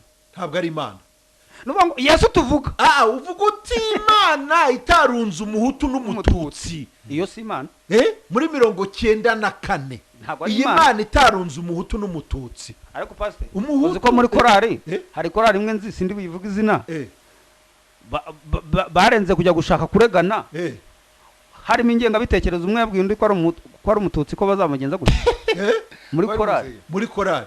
bashaka kujya kuregana ba pasitoro batumirana ba representante barakomakoma. Imana itavana ubuhutu n'ubututsi mu bantu Iyo si Imana. iyo si iragatsindwa iyo Eh, kuko ababiri Burya no mu moko nuko babitangiye itavanaho ubunyarwanda Rwanda, n'uburundi eh, n'ubukongomani. iyo si Imana. Si Imana. Eh, kuko muri twebwe Eh. harimo Imana yafashe abantu babiri eh, ibakuraho Eh. isigaza umuntu umwe. yego. Nuvuga ngo kandi uwo muntu umwe Eh. niba nk'uko watanzeho urugero rwiza Eh. ruvuga umunyu N'amazi. n'amazi Eh. umunyu n'amazi niba bitavanguka Ariko, uwo si yego. umunyu ayo si n'amazi Eh. ni ikiremwa gishya Yego. ni ikintu gishya kibayeho Yego. kuko ayo si amazi Eh. nta nubwo ari umunyu Eh. ariko ego Eh. iyo uvanze umunyu n'amazi hagaragara iki? Eh? Iyo uvanze umunyu n'amazi hagaragara amazi. Voilà. Eh. Umunyu urabura. Nyamara ariko twaburiye muri Yesu Kristo Kristo. agasigara ari we gusa. Amazi atemba. Tekereza rero. agasigara amazi y'ubugingo Yego. agasigara amazi Amazi y'ubugingo y'ubugingo. ni ukuvuga ngo umuntu udafite iyo mana Eh. ntabwo afite imana kuko iyo niyo mana nyakuri Niyo Mana. niyo ikuraho Ibindi biritirirwa Imana. ibindi biritirirwa Eh. imana idatanga ubugingo Eh. bakundwa batwumva badukurikiye Eh. iyo si imana Ntabwo ari kuko Imana. iyo niyo mugabo wacu Eh. iyo niyo twavuye mu rubavu Yego. iyo niyo twavuye mu rubavu niyo noneho ivuga ngo urumva nivuga yandikira Abefeso mu gice cya 5 Pawulo yandikira Abefeso ikavuga ngo noneho bagabo mukunda abagore banyu Imana niyo yibwira urukundo niyo irutanga ntabwo ari Yego. twebwe Yego. kuko twebwe icyo turi bukore Yego. umurimo wacu ni ukwigandukira Amina. Rwose. ariko niyo budukunde ntabwo turi bijya gukunda Imana sinkunda Imana n'abantu barabizi Yego. ahubwo Imana inankundanye nkaganduka Yego. kubera iki mvuze ako kantu kuko Yohana aravuga ngo umuntu najya gukunda Imana biba byerekanye ko atazi Imana kuko icyatumye Imana icyatumye urukundo rw'Imana rugaragara ngiki rwa bucunguzi buragarutse Yego. umva kwivuga Umurongo wa 10. yego bwa bucunguzi buragarutse Yohana igice cya 4 duhere ku murongo wa 7 wa mbere urwandiko rwa Yohana umva ko noneho twebwe urukundo dukundana urwari rwo aravuga ngo bakundwa dukundane kuko urukundo ruva ku Mana umuntu wese ukunda yabyawe n'Imana kandi azi Imana udakunda ntazi Imana kuko Imana ni urukundo iki nicyo cyerekana urukundo rw'Imana muri twe wumva kano kantu iki nicyo cyerekana urukundo rw'Imana muri Aho ni mu rwandiko rwa mbere rwa Yohana rwa Yohana igice cya kangahe? cya 4 Igice cya 4 umurongo w'10 umurongo wa 10. wowe nahere kwa 7 ngeze kwa 9 Okay. iki nicyo cyerekana urukundo rw'Imana muri twe nuko Imana yatumye umwana wayo w'ikinege mu isi kugira ngo tubone uko tubeshwaho nawe Yego. icyo nicyo cyerekana urukundo rw'Imana muri twe pastor icyo nicyo cyonyine cyerekana urukundo rw'Imana muri twe nuko Imana ari yo ubwayo yatumye umwana wayo w'ikinege akaza mu isi kugira ngo tubeshweho nawe umva rero umurongo wa 10 muri iki ni mu rukundo ruri si uko twebwe twakunze Imana ahubwo nuko Imana yo yadukunze igatuma umwana wayo kuba impongano y'ibyaha byacu. umuntu urwo nirwo rukundo nyakuri Yego. uvuga ngo nitwe turarwakira rumeze nk'akagarura rumuri wa mugani ugakubita ku rumuri rukagaruka rukayigarukira uvuga ngo urumuri ruri ku Mana iyo rukubise kuri twebwe rurayigarukira Yego. ubwo niko urukundo rwacu rumeze uvuga ngo niko kuganduka k'umugore ni ukwitura urukundo yagiriwe urwidukunda nirwo tuyikundisha. yego Nirwo rutuma tuyikunda. nirwo tuyikundisha Nirwo tuyikundisha. urumva ni urwanyu nka bya bindi Dawidi Nurwayo yavuze tuyikundisha. Ni- Ni ukwisubiza ibyayo. ni nka bya bindi Dawidi yavuze ngo Mana niki twakoze uretse ko twafashe kubyo Byawe waduhaye. turabigusubiza ntabwo twagutuye Ntacyo twakoze. yego ntabwo tuyitura Nta cyacu tuguha. yego ntabwo tuyitura Twazawe tugusubize. yego buriya rero ako kantu ni namo gukunda isi kutaba amina kuko iyo urayisubiza ibyayo Yego. noneho wumve gutanga kunda abantu bakora baba bategereje ikindi bayikitegerejeho urumva ntabwo ari kwisubiza ibyayo ahubwo numva ngo gerageza yego ngo gerageza Imana ntiwumva ijambo rivuga ngo gerageza Imana ngo urabe imigisha iguha uvuga ngo ntabwo ugiye kuyisubiza ibyayo ahubwo ugiye kuyigerageza kugira ngo uyitegemo ikindi kintu uracyariho muri make uracyariho donc urayiha ibyawe kugira ngo nayo iguhe ibyayo ni donadon niko jero ko wacecetse hari abantu badashaka kugira ngo bega bakora ivanguramutungo nayo kandi ubundi iyo ibishaka kugira ngo dukore ivangamutungo risesuye ubivuze neza abana ariko Jerome yivugira gake ariko akwavuze agasigara mu bantu uzi yuko hari bene data babanye n'Imana muri vanguramutungo usesuye tekereza bre cyangwa vanga mutungo muhahano izo kategori zirahari mu abura abasambanyi ukora nanjye nkore noneho tuzahuriza hamwe n'ibyanjye byo zakore n'ibyanjye nzajya nguhaho nawe umpeho urumva noneho undi mvuga ngo je mfite ibyanjye sanze ufite ibyawe tubivange noneho ibyo bizaguma ari ibyanjye ariko ibyo tuzashakana bizaba ibyacu none Imana iravuga ngo zana ibyawe nanjye nzana ibyanjye tubivange bibe bimwe ntakagira umuntu ugira iki ariko Imana yabigenje yazanye ibyayo kandi izana gukiranuka yo gahora ku ngoma natwe tuzana ibyaha hanyuma turabivanga hanyuma ibyaha n'ibyaha bikigaragara mwavanze ibyaha no gukiranuka icyo ashatse kuvuga urabona mu isezerano rya kera iyo igihumanye cyakoraga ku kidahumanye ku kera cyane cyabaga gihumanye uva ikera cyahitaga gihumana no mu isezerano turimo iyo igihumanye kigiye gukora ku kera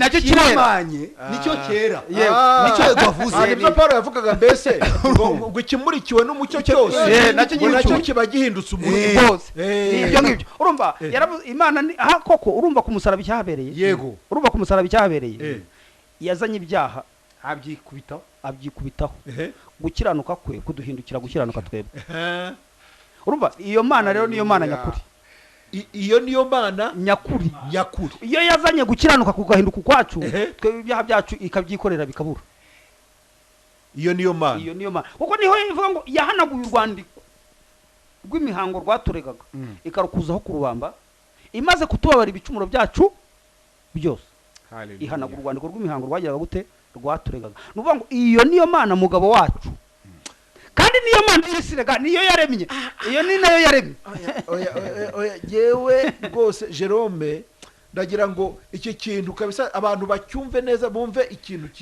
kituraje ishinga ya mibyimba yagize ni nawe gukiranuka kwawe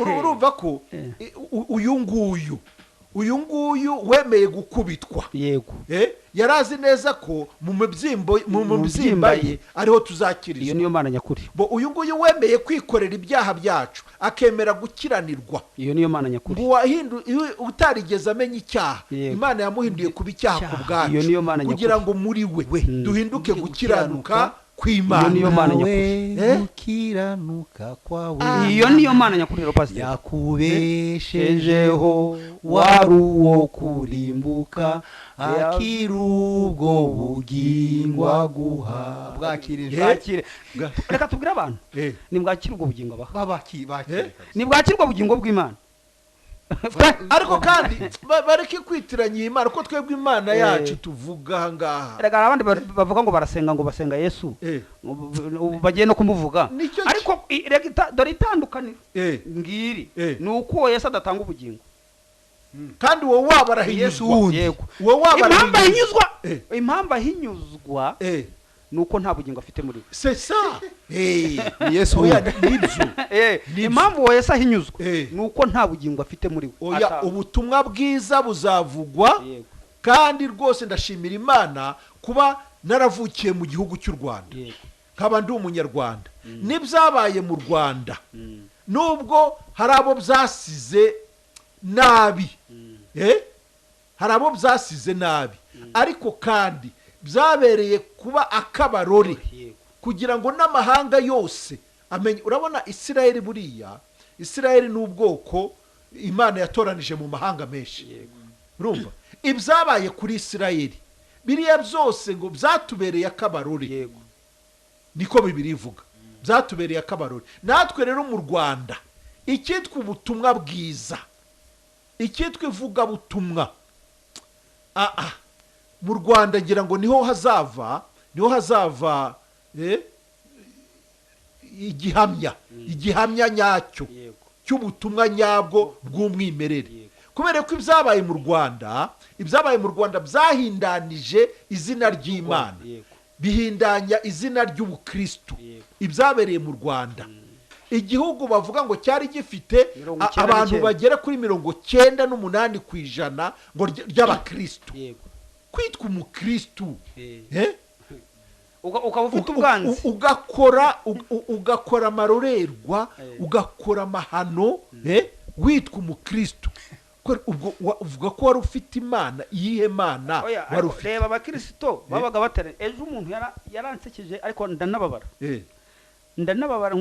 numva ndavuze nti Imana, iyi Mana iragatsindwa bita Satani. Ejo ngo muri 94 umuntu yaraje arabahanurira ubuhanuzi mu cyumba, arababwira ngo ubwoko bw'abatutsi Imana yabutanze ngo yabuvanyeho amaboko. Rwose ndavuga nti iyi ntindi y'Imana ivuga ibi bintu koko. Urumva ibintu iyo Mana yakoze. Uwo musambanyi aho hantu waje guhanura mu cyitwa itorero ry'Imana, urumva atari uburozi yarazanye, n'umwicanyi. Uwo rero ni umuhanuzi wo mu cyumba. Pastori we yafataga Bibiliya agasoma neza. Abantu ngo niba ngo abantu barebare baturuka nibariye, hari ibyanditswe muri Bibiliya. Ndakubwiza ukuri, abantu barebare bo Jerome agomba kuba ngo baturuka niwe mu misozi miremire. Muri Yesaya ibintu nk'ibyo ngibyo. Urumva rero iyo Mana idakuraho ubwanzi nk'uko wabitangije, koko nanjye kanejeje, numva gukumva wenyine ko numva nanjye kanejeje. Imana idakuraho ubwanzi, iyi Mana yacu ikuraho ubwanzi, ikuraho ububiri, igahindura ikintu kimwe. Rwose ikuyeho ubwo bwanzi igusubiza rya zina ry'ikiremwa umuntu.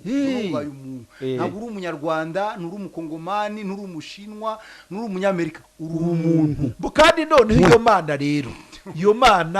iyo Mana tuvuga ikuraho urwango, nanone ntabwo ishobora kwitwaza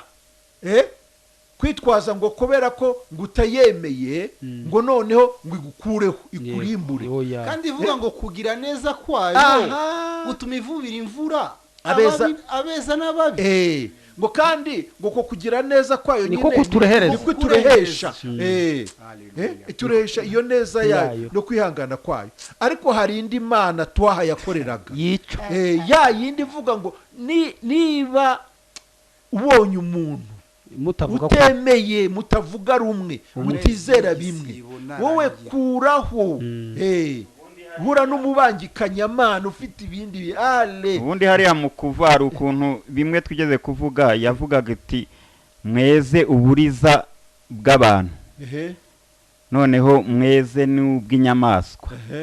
ni ukuvuga ngo rero ubundi imfura zose n'uburiza bw'amatungo ni ibyayo, yarabyirobanuriye. Ariko noneho iyo ivuga inyamaswa, hari igihenda bagira ngo ni inyamaswa iyi ngiyi nk'uko twabona nk'igenda, ariko muri Yakobo gatatu ni inyamaswa abantu. Ni ukuvuga ngo rero iyo ntago yigeze nyine ikora nk'ibyo navuga ngo ni ubutoni, byose yarabishakaga. Nazo yarazirobanuye niho ibera nziza kugira ngo igire. Reka yenda dusome hano mu reka dusome mu Kuva igice cya 13 na Yakobo 3:15 tuze kuhasoma. Kuva 13 umurongo wa mbere. Uwiteka abwira Mose ati mweze uburiza bwose bwo mu Bisirayeli bubu bwanjye imfura z'abantu n'uburiza bw'amatungo ni ibyanjye. Mose abwira abantu ati nkomeze ntacyo usoma no kuri 22 umurongo wa 29 22 kuva nanone 22 umurongo wa 29 umurongo wa 29 noneho ego aze kubona gusoma aho ngaho muri Yakobo. Kuva igice cya 22 umurongo wa 29 hakagira hati abe ariko ugirira inka zawe n'intama zawe uburiza buzamarana iminsi 7 na nyina, kuwa 8 ujye ubuntura. noneho ego nasoma aba ariko ugirira inka zawe n'intama zawe uburiza buzamarana iminsi 7 na nyina, kuwa 8 ujye ubuntura. Muri Yakobo mu gice cya 3 umurongo wa 15 akavuga ngo bene ubwo bwenge si ubwo bumanuka buvuye mu ijuru, ahubwo n'ubw'isi n'ubw'inyamaswa abantu ndetse n'ubw'abadayimoni. Yakobo 3:15 ati bene ubwo bwenge si bwo bumanuka buvuye mu ijuru, ahubwo n'ubw'isi n'ubw'inyamaswa abantu ndetse n'ubw'abadayimoni. Ariko ubwo bwenge yavugaga usoma umurongo urumva iyo yindi, ariko niba muhorana amakimbirane n'ubw'abantu n'ubw'abadayimoni. Umuntu uri hanze ya Kristo hatandukaniye na dayimoni. Buri ni ikintu kimwe. Umva utari mu Mana uri muri Satani. Umva twatima tuvuga amakimbirane, ariko ubwo bwenge buzana amakimbirane ni bwo abadayimoni. Yego ngo ariko niba muhorana amakimbirane akaze mu mitima yanyu mugahorana intonganya ntimukabyirate ngo mubeshyere ukuri. Bene ubwo bwenge umurongo wa 15 kuvuga si ubwo bumanuka buvuye mu ijuru, ahubwo n'ubw'isi n'ubw'inyamaswa abantu ndetse n'ubw'abadayimoni. Nuvuga ngo urumva bya bintu twavugaga byo muri jenoside, ayo makimbirane ahora mu ntuza abantu bashobora kubeshyera ukuri kuko bitwaje Bibiliya, kuko pasiteri yasomye muri Bibiliya cyangwa basomye cyangwa umuhanuzi yavuze. Ariko ubwo bwenge n'ubw'abadayimoni ndetse n'ubw'inyamaswa abantu, si ubumanuka buva mu ijuru, kuko ubwenge bumanuka buva mu ijuru buratunganye. Oya jewe mfite amatsiko yo kumva, ariko buriya nta n'abakoze kari kodi wenda ngo bazadusogongeze twumve amateraniro yabagaho muri jenoside, kuko barasengaga. Muri jenoside barasengaga, kandi aho ngaho uwo muntu yari yagiye gusenga nyine. Aho uwo muntu wambwiye amateka yari yagiye gusenga nyine.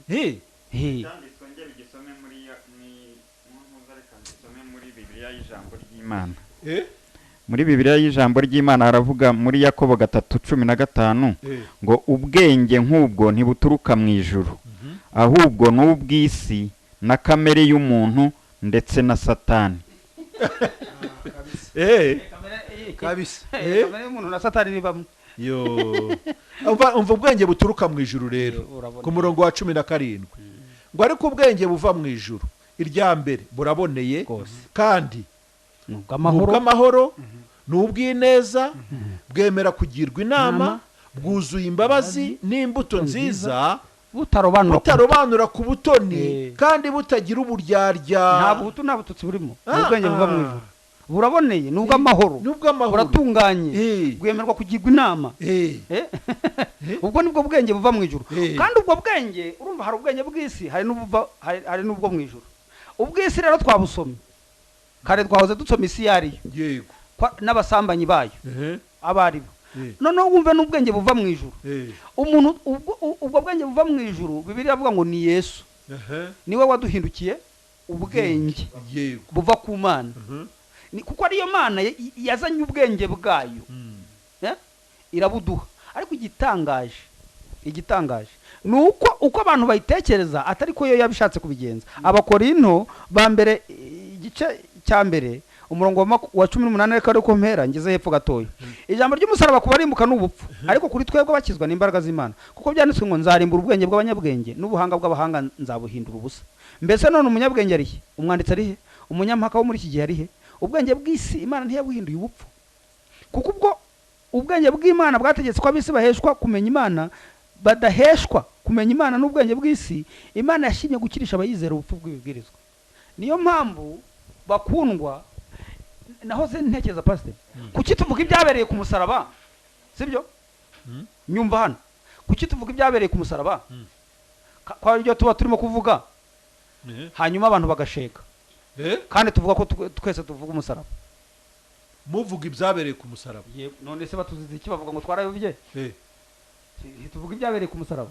Bose nibavuga ibyabereye ku musaraba siko bavuga. Rwose. None dutandukanira. Ni iki gituma rero? Nuko Imana itashinye ko umusaraba umuntu awumenyesha ubwenge bwa kamere cyangwa ubwenge bwa bundi Jerome yaramaze gusoma bwa daimoni cyangwa bwa satani. Ahubwo Imana yashimye ko twebwe tuyimenya ikoresheje icyo bita ubupfu bw'ibibwirizwa ari wo musaraba.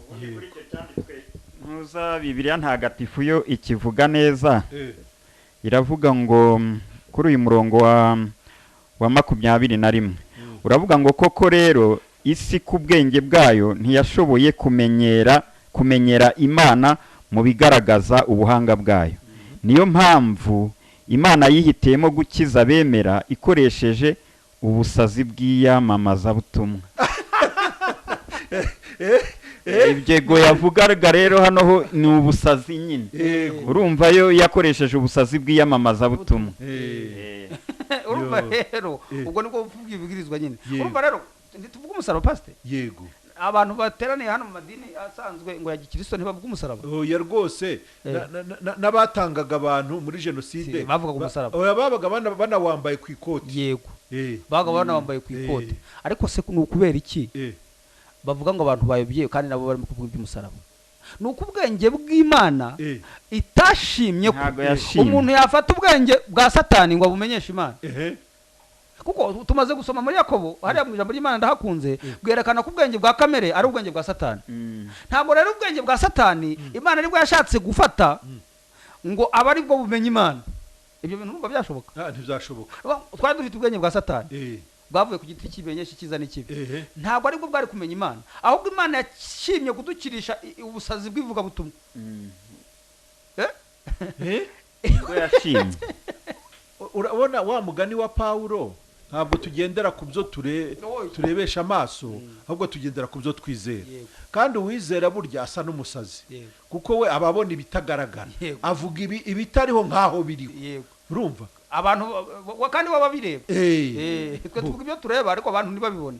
None Imana yacu rero aho ibera nziza yayindi kuwa yizeye iranamwigaragariza cyane. Abantu babyumve ntibakitiranye ibintu. Ntabwo ari buri wese uvuga Yesu uba uvuga Yesu nyakuri. Shobora kuba ari kuvuga Yesu wundi.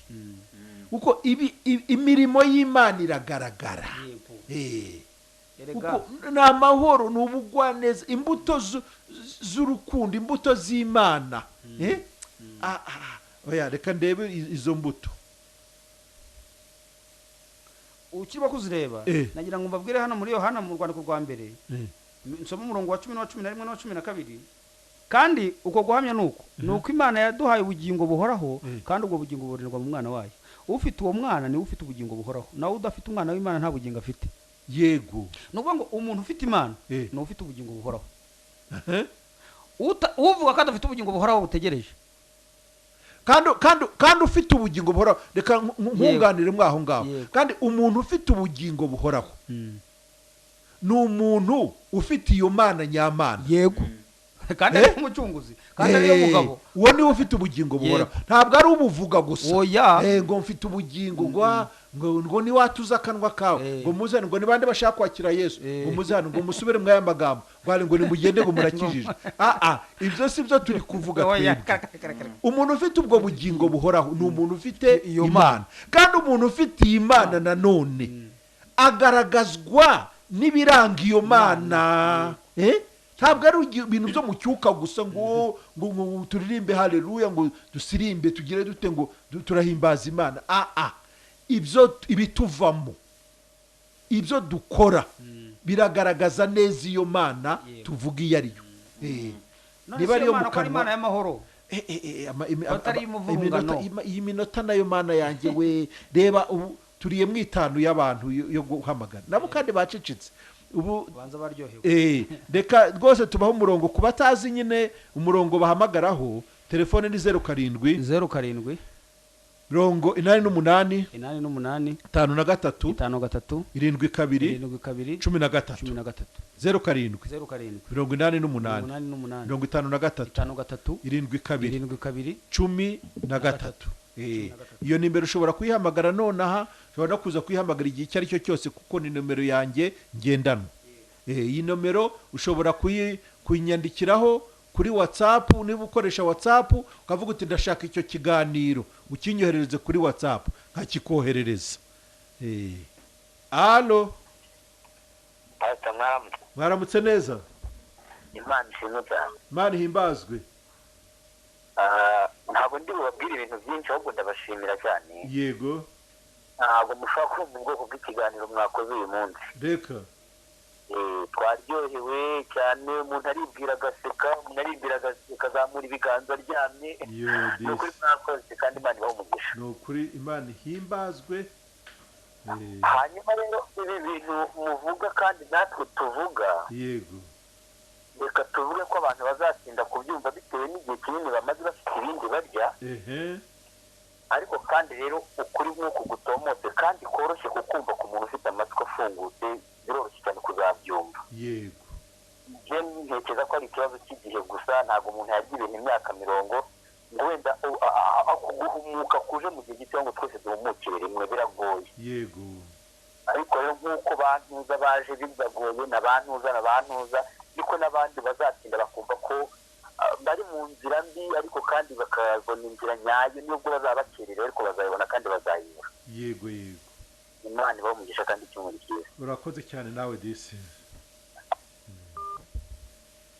urumva Imana ishimwe kuko hari abo tujyana bumva bakazamura amaboko bagahimbaza Imana ariko n'abatabyumva bajya baduhamagara n'abatabyumva bajya baduhamagara cyangwa bavuga ibindi bafite ukundi kuntu babyumva nabo bajya baduhamagara kabisa halo mwaramutse neza Tishema France Imana ibahe umugisha urakoze mama nawe Imana iguhe umugisha nubwo hari ibintu umuntu aba agenda yumva mugana akajya azamura amaboko nkajya mvuga ubundi butwari hehe na mbere hose yo disi murakoze pe Imana mukomeze muduhugure yego mama cyubahiro ni icyuwo umwami nyiringabo umucunguzi wacu umugabo wacu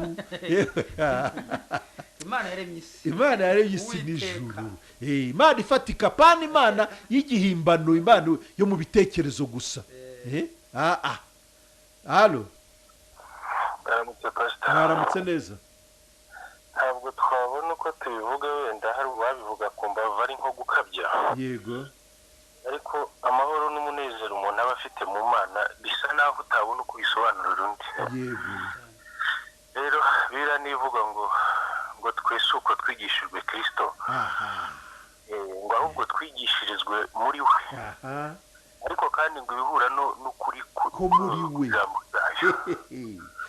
rero ntekereza ko umuntu bitabaye ubuzima bwe ibyo tuvuga ntabwo byaba bifite ukuri yego kuko urugero rw'ibyo tuvuga ni ubuzima bwacu ubuzima ndanga ni imibereho igaragarira abandi yego Imana ibahe umugisha ntabwo umuntu ajya abona uko yabagenza ariko Imana ishimwe ku bwanyu amen urakoze cyane Imana ibahe umugisha bene da amen urakoze cyane Imana iguhe umugisha ya halo Yesu ashimwe pastor Yesu ahimbazwe cyane amahoro ni amahoro uburiza wa bene data barakumva turakwikirije pastor turakwikirije yego Jerome mo ndahumva pe yego gadi rwose Imana halo gadi umunsi muti yashimye Imana warakize gada aranyarutse ubu ngubu agiye mu kazi ubu ngubu aranyarutse agiye mu kazi ntabwo tukiri kumwe aha ngaha mwavuze nanjye mishirirwa ibindi bintu rero yego bose nahoze nsoma amagambo ari ari muri Yohana ubutumwa bwiza yego ndetse ndahiringa umurongo wa 20 mu yasome twumva ubutumwa bwiza bwa Yohana igice cya 17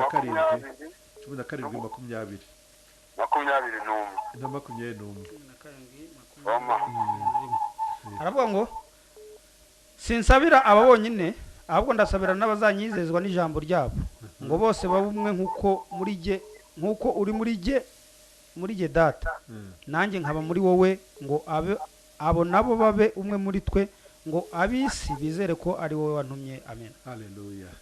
Icyo Yesu ashaka kuvuga ashaka kuvuga ko abantu bakwiye kuba bizeye kimwe bari mu bumwe bwa Kristo ariko ikintu kintera agahinda muri iyi minsi yakomoka umuntu ngo ayoboye impuzamadini bona amatorero ariko padiri ntiyamanuka ngaze ahagarariye yigishe mu itorero rya runaka n'awajiwe avuga ubutumwa mu idini bahuriza inama ariko ntibemeranwa yego gusa urumva ubwo bumwe buri he bwa Kristo ubwo ni uburyarya ntabwo niho naremo havuze ikindi kuri jenoside buriya umupadiri yatangaga umupadiri mugenzi we tekereza vrema umupasiteri agatanga umupasiteri mugenzi we nawe natekerezaho amagambo ari muri Yohana ubutumwa bwiza igice cya 10 avuga ngo umwungeri mwiza apfira intama ariko iyo atari intama ze bwite risega rije ngarigendera ngo rikabifata rikabitata kabisa kuramo ake karindwi atarizanye abantu bataga abantu mu kiliziya bakigendera cyangwa agagenda agatunga urutoki ati mugende muri abantu barimo banaka bariya nibo n'abatura urumva ko ubwo bukristo bwari buri hehe nicyo cyakuwe n'umudamu wanjye mu kibi cy'abafati abo kirimo kumugambanira ngo yego disi aragira bireba bati isi Imana nagiye gushaka arabivuye yego none rero n'ubu tutitoza abantu bakira ubutumwa bwiza neza bamenye ubutumwa bwiza busobanukirwe abantu bazaba amatorero baryaryana kandi ntawe wifuza udukiza yego ariko Imana yashaka ngo dukizwe kandi tumenye ukuri kandi mwene so n'umurebemo Imana nawe akurebemo Imana yego navuze mbyumva kabiri pe reka ndetse bamwe n'abandi umwanya ariko ni ukuri twanezerewe mwakoze data kugire neza bwiza Yesu abaho umugisha urakoze cyane Yesu aguha umugisha abantu ntibave mu busambanyi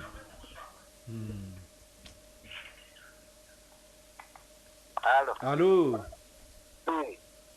Aramutse neza? Aramutse neza pastor wacu. Yego. Nitwa Janvier. Yego Janvier. Narimba turiki. Ese? Nchimurwa n'Imana mu mutima wanjye. Yego. Kwa mwari muri kwigisha kwiryo jambo. Ariko hari impamvu hari n'ikibitera. Ukanasubira muri Yesaya. Ibice byaho bine birambwira ngo uwo munsi n'umurongo wa mbere uwo munsi abagore 7 bazajya ku mugabo umwe umubwire bati tuzitungirwa n'ibyo kurya byacu kandi tuzajya twiyambika ubwacu ariko uduhe kwitirirwa izina ryawe udukize urubuga rw'abantu nuko abantu benshi abakristo benshi bashaka kwitirirwa Yesu badakorera nicyo gusa yego ku mpamvu bwoko ki ku mpamvu z'uko Yesu yahanuye ati icyo gihe 7 bose bazaza bavuga bati byibura baje twihangane ugiye kwitirirwa izina ryawe gusa byonyine ibindi tuzikora tuzimenye bivuze ngo bamwe ndavuga bamwe yego bo ubwabo bazaba bifuza gusa kwambara iryo zina rya Yesu ariko badakorera nuko batanazi gusa bumve ko kuba bahura bagahabwa amahoro ya Kristo ibyo byonyine abantu nibavuga ko bavuye gusenga bazi bafite aho babarizwa bashaka aderesi aho kugira aho gutura na aderesi gusa pasiteri yumve ndasengera aha uriya muntu yumve ndabaha ngaha ariko mu by'ukuri badakurikiza icyo ijambo ry'Imana rivuga nashimye gadi cyane hamwe n'uwo Jerome uburyo basobanuye ya jambo ryo muri Yakobo ni inyamaswa abantu kuko hari ubwenge buturuka ku Mana yego nibyo koko wongeyeho irindi jambo uvuga ijambo ryiza urangije uravuga ngo Imana y'ubwayo yaravuze ngo yiherezeho amahanga yose kandi ngo niyihubira imvura abeza bino bivuze ngo ngo nta muntu Imana ishaka ko yarimbuka reka da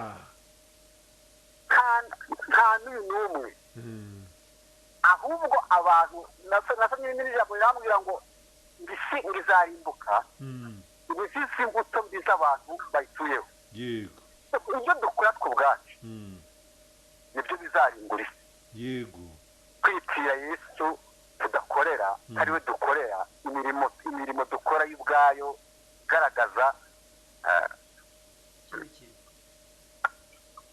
ntabwo nabona ukuntu dusobanura yego njya gukirwa ndabyibuka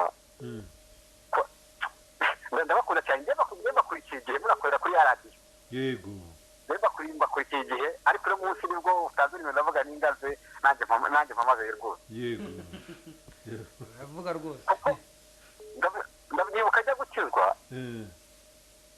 nagize agahinda ndebye ahahise n'ahari ubu ngubu kuko ninjye mu mwuka wo kwerekwa uko narindi n'uko abantu bameze cyangwa nari narapfuye kera njyewe ubwanjye nari narapfuye kera nubwo ntangira kubabazwa na bandi twagendanaga ndavuga ni burya bwose umuntu agaragara nk'uriho kumbi yarapfuye n'Imana isi y'abantu nta muntu n'umwe ngira agahinda rero ntangira kubabara ntangira kurira ndavuga nakizwa gute kuvuga ko ndiho mu by'ukuri nta isi itanzwe nayo ubwayo itanze igituma abantu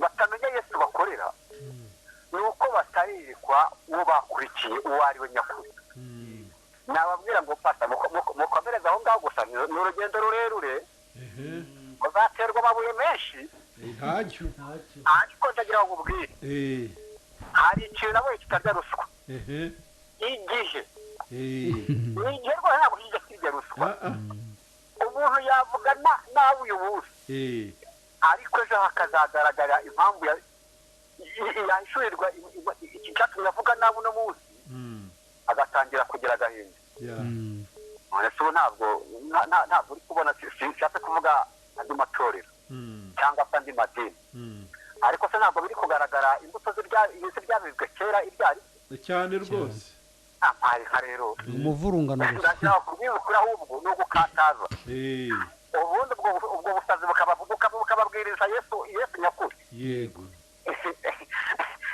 tuze Jerome turamuzuza Imana y'umugisha pasiteri urakoze cyane de gusa turishije cyane amina gusa covid izavemo ubundi dukora ivugabutumwa rigari rwose Imana ibampere umugisha rwose kandi yanezerewe cyane Janvier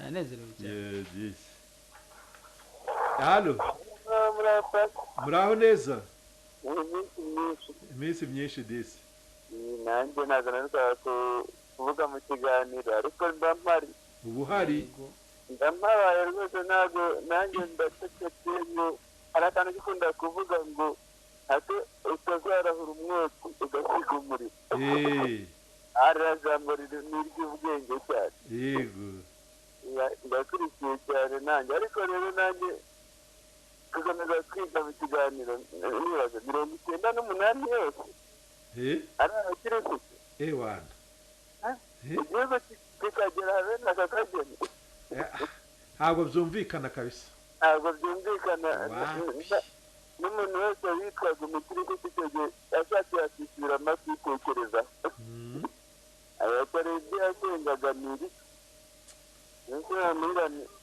kuko jenoside ntabwo ari kuba abakirisitu bangana ako 2% kabura sinzi niba kari gukora rwose kugera aho bigera aha ngaha niyo mpamvu rero wamungani dukwiye kuvuga cyane Yesu akamenyekana atari uriya bavuga kuko buriya niwamungani bijya bintera ikibazo kuki bamwe bavuga wenda urugero urabona nk'uko ugiye nko mu murongo murimo kuvugiramo usanga baravuga barayobye bariya barayobye wamungani yibaza uwo batayobye uwo bavuga n'ibyo bakora kubona birimo ubunyamaswa wamungani w'icyo cyanditse izo nyamaswa buntu ari Yesu bavuga ubajyana gutya bakajya gukora ibyo ngibyo n'abasobanura Kristo w'urukundo w'umugwaneza mutima woroheje w'imbabazi akabukutura cyangwa ko ari urimo kuyobya abantu usanga rero ni ikibazo kiri mu bantu benshi cyane kandi uvuze Yesu neza bamungani bari kubera ko babona ibyabo birimo gutwikururwa bikajya ku karubanda bahita bagushyira batiriya arimo arayobya arimo aragira gute ariko nabo ubwabo bari bakwiye kuba bitekerezaho cyane wamungani niba bari mu madini bafite 98% bikarangira bakoze ibintu bimeze bitya mu gihugu nabo bari bakwiye gutekereza cyane bakabona ko bakiriye ikindi yego ikindi bakiriye ntabwo ari ubutumwa bakiriye ahubwo ni ikindi bakiriye data bagire neza rero na bene data bari bose akoze cyane disi nawe mani kugire neza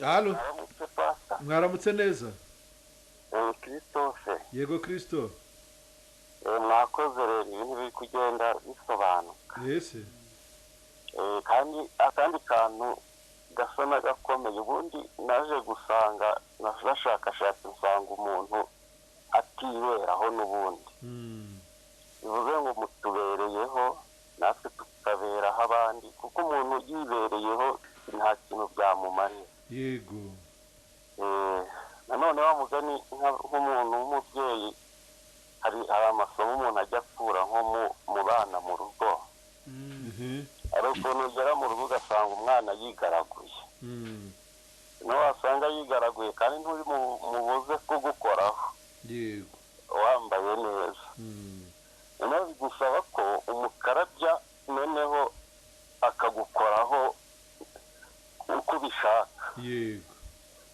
niko mbona rero n'Imana nayo ari nk'umubyeyi yadusanze twigaraguye ibanza kudukarabya kugira ngo tubone uko tuyikorakora ahantu hose yego yego nk'umubyeyi murakoze rero kutuberaho natwe tuzajya tuberaho abandi amen Imana ibongerera imbaraga ubwo nibwo bugingo buhoraho urakoze cyane disi asante yego ubundi ubwo nibwo bugingo buhoraho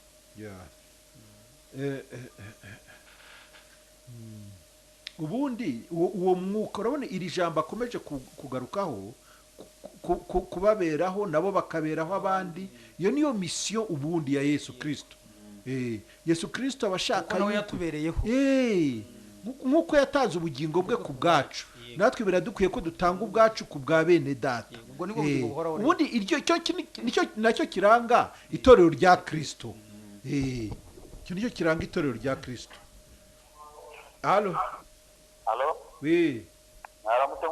mwaramutse neza yewe ni Jean Baptiste mutima ukeye yego Jean Baptiste nasanze koko uyu wari umutima w'ubugingo kandi udasembuye kandi ushyushye uyu urashyushye waje muri cya kibakure kidahoza nabo baravuze ngo ubwo bugingo bwarerekanwe turabubona natwe nuko yego numva rero ubu bugingo koko wanariye kuri uyu mutima ntabwo abaho nk'aka kanyoni karitse ku nzira ngo nzapfa nzakira simbizi yego mwakoze cyane hanyuma na wa mumama w'imwogo murebe ukuntu byashoboka ko mwaduhuza ewana kabisa ndabahuza uriya mumama kabisa w'imwogo nawe ubu ngubu aratwumva ndaza kubahuza tu yego asante sana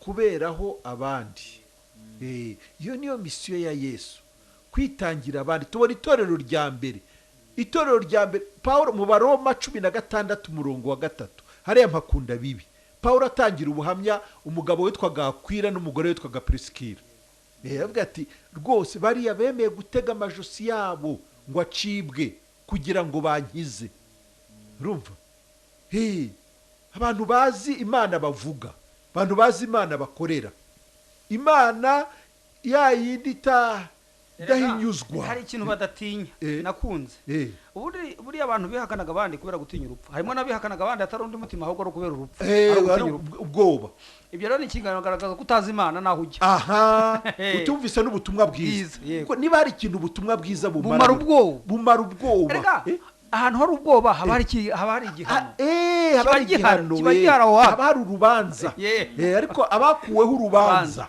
abari muri Kristo Yesu hari abamuvuga gutyo ariko batari muri we ariko bari muri we ubwoba burashira ku buryo no gupfa upfira abandi ntacyo byaba bitwaye uvuga nka Pawulo uti kubaho ni Kristo no gupfa ni inyungu kandi atari amagambo ahubwo ari ubuzima bwawe ari ubuzima pana amagambo niko amasaha ageze turekeje ku musozo reka tugarukiriza aha ngaha nta wundi muntu twongera gufata ubu ngubu mu kanya gato turaba turi mu materaniro nanone saa yine abo data ari bushoboze turaba turi kumwe uyu munsi kuwa gatandatu